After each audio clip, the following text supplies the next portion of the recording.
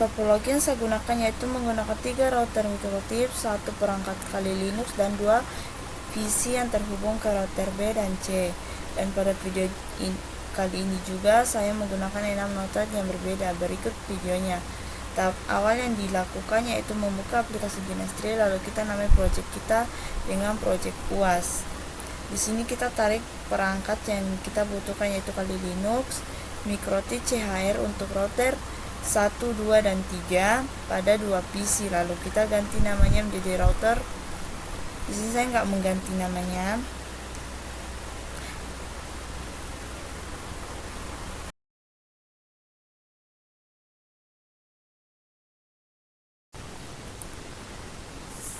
Selanjutnya saya akan memasang kabel dan menghubungkan kali Linux router ke router.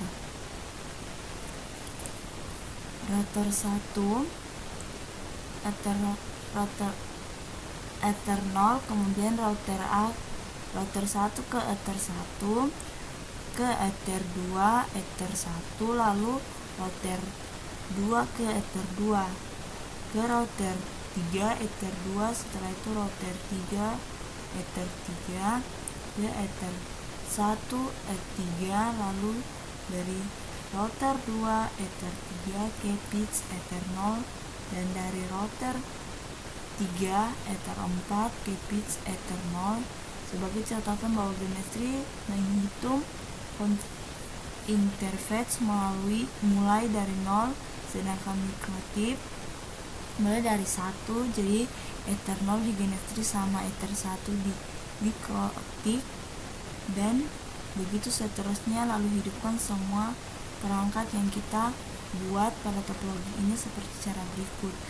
Jika perangkat semua telah aktif, pastikan ada titik-titik hijau pada kabel-kabelnya, dan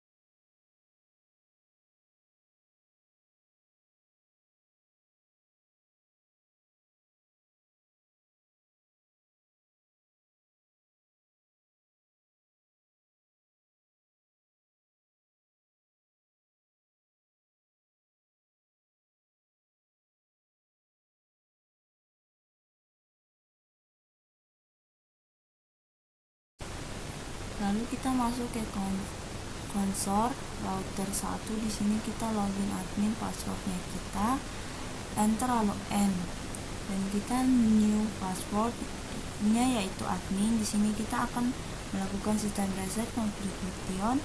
Jadi saya melakukan sistem reset agar router kembali ke pengaturan awal dan siap dikonfigurasi dari awal. Jadi lakukan sistem reset konfigurasi pada router 2 dan router 3 juga. Kita tunggu proses restart pada router 1, 2, dan 3.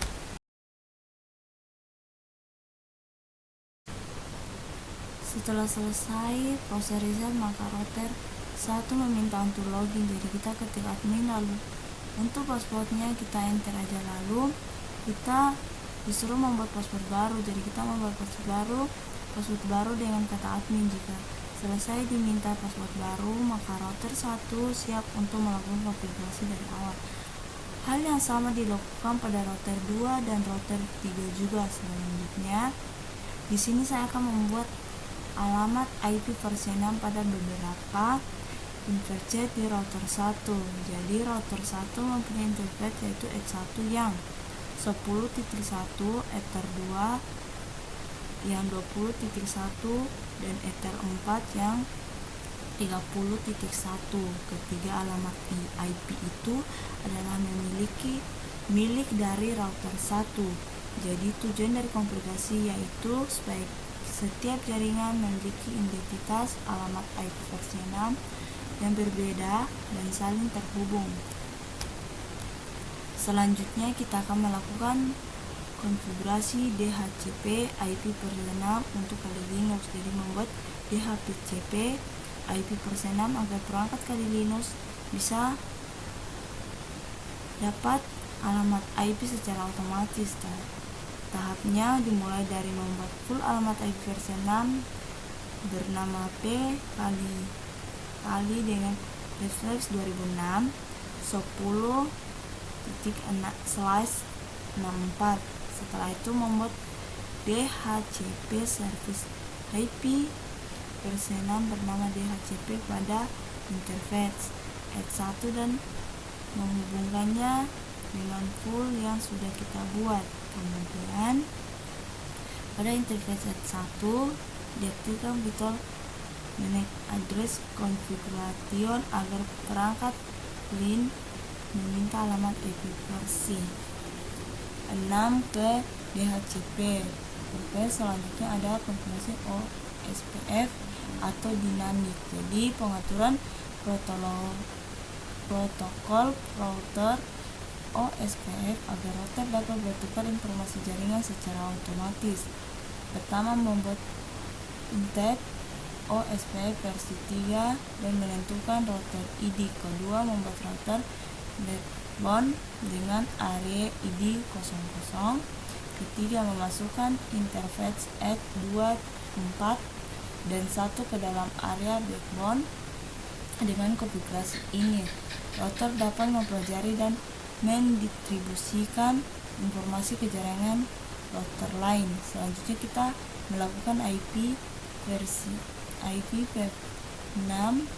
route print. Jadi menggunakan untuk melihat kabel router IP versi 6 yang tadi kita sudah buat. Selanjutnya perintah IP versi 6 DHCP server print, yaitu digunakan untuk memastikan DHCP server IP versi 6 yang tadi kali sudah aktif. Selanjutnya kita masuk di konsol router 2 dan kita akan melakukan aplikasi IP versi 6. Jadi di bagian router 2 dia punya network itu yang 20.2, 06.1 dan 40.1. Kita akan melakukan konfigurasi IP versi 6 tersebut dan tujuan agar bisa terhubung ke jaringan lain dan menjadi identitas di router B. Selanjutnya kita akan konfigurasi OSPF atau dinamik. Yang pertama kita lakukan yaitu membuat intent OSPF dan memberikan router ID 222 sebagai identitas router B. Kedua, membuat area backbone dengan area ID 00. Ketiga, memasukkan interface add 2, 3, dan 4 ke area backbone agar dapat bertukar informasi router dengan router lain.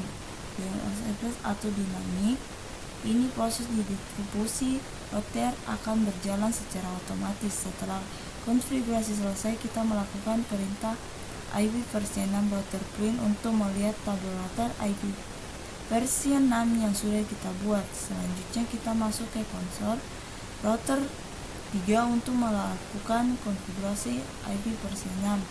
Jadi di router 3 itu dia mempunyai alamat 30.2, 40.2, 2, dan 50.1. Jadi kita akan konfigurasi IP versi 6 milik router 3-nya. Hanya kita melakukan konfigurasi OSPF atau dinamik. Jadi kita akan mengaktifkan OSPF versi 3 pada router 3. Pertama kita membuat OSPF dengan ID 33.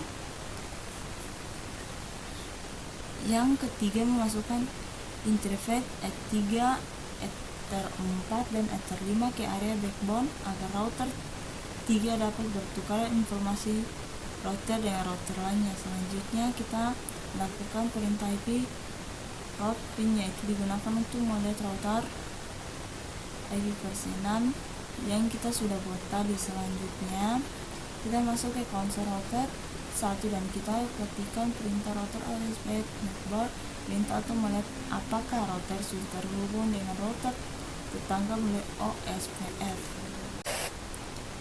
Oke, di sini terakhir kita akan nge-ping ke router 1, 2, dan 3. Terus kita akan nge-ping ke PC 1, 2, dan yang terakhir kita akan nge-ping di Kali Linux. Sekian.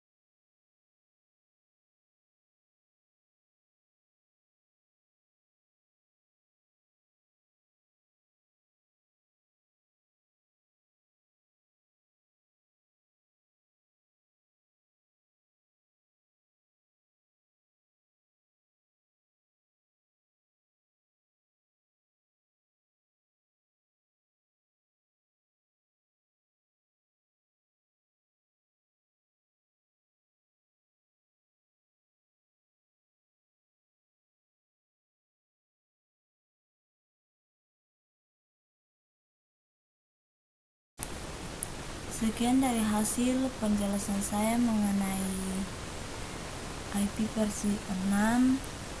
Selamat siang.